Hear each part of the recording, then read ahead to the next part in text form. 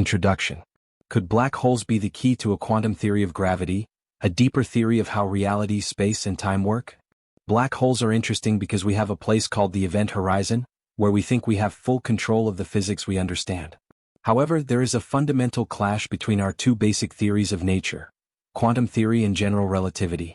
The quest to unify these two great pillars of 20th and 21st century physics into what is often referred to as a quantum theory of gravity is, in some sense, the holy grail for theoretical physicists.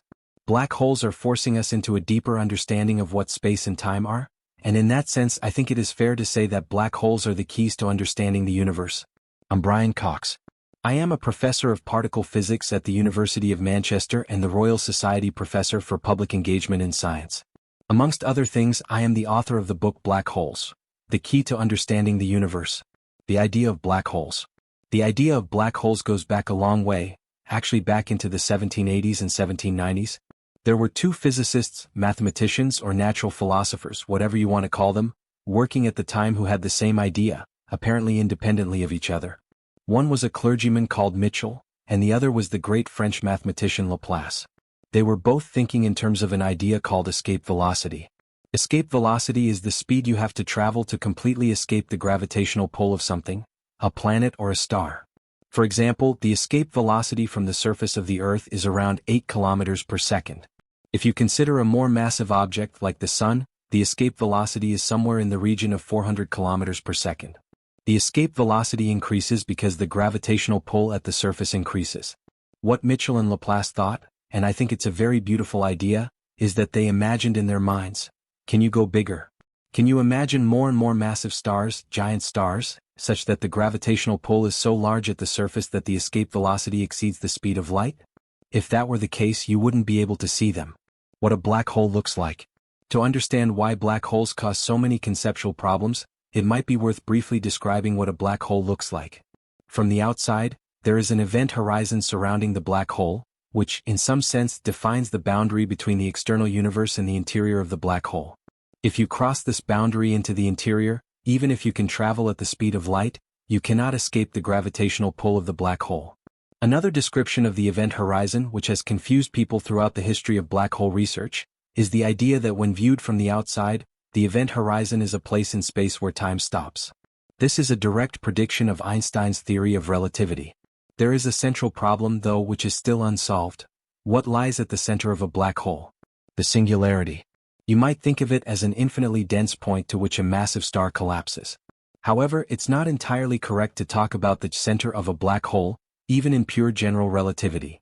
When you look at a black hole using a Penrose diagram, named after Roger Penrose, you see that space and time are so distorted that, in some sense, their roles swap. The singularity is not really a place in space at all, it is a moment in time, it is the end of time. But the nature of that singularity was not understood and is still not understood. For many years, people thought we had no access to it, no conceptual tools to explore it. It seemed that the singularity might remain a mystery for a century to come. Hawking radiation.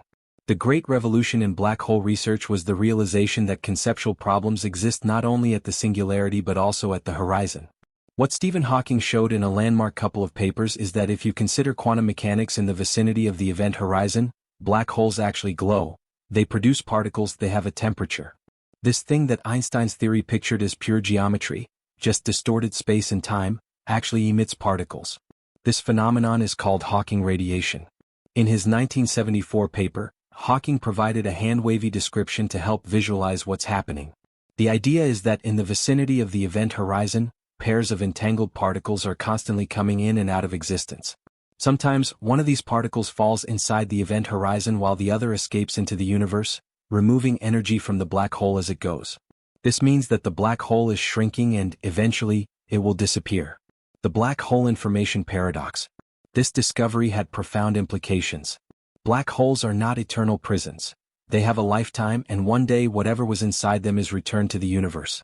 This raised a central question. What happens to all the information about the stuff that fell in? According to Einstein's theory, everything that enters a black hole ends up at the singularity, whatever that is. But when the black hole eventually disappears, the only thing left is Hawking radiation. The crucial question is it possible that all the information about everything that ever fell into the black hole is encoded in that radiation? This might seem like an odd question, but it is a critical one. In physics, information is believed to be conserved.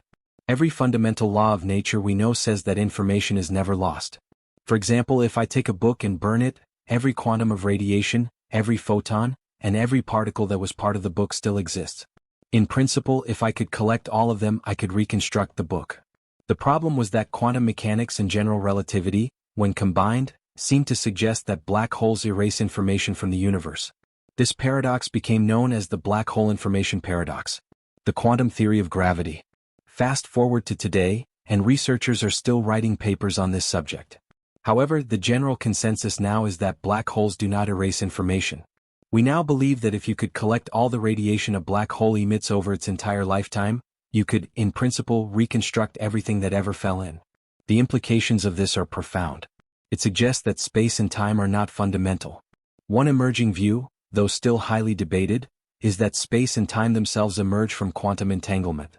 We do not yet know what the fundamental building blocks of reality are, but black holes provide a glimpse into a deeper theory of gravity. To understand the origin of the universe, or even to ask questions like, did the universe have a beginning in time, we first need to understand what space and time are. Black holes, as real objects in nature, force us to confront these questions. Einstein once said that if you examine nature carefully, pulling at the intellectual threads and persistently exploring, you might catch a glimpse of something deeply hidden. That is the beauty of theoretical physics, a glimpse into the deep underlying structure of reality itself.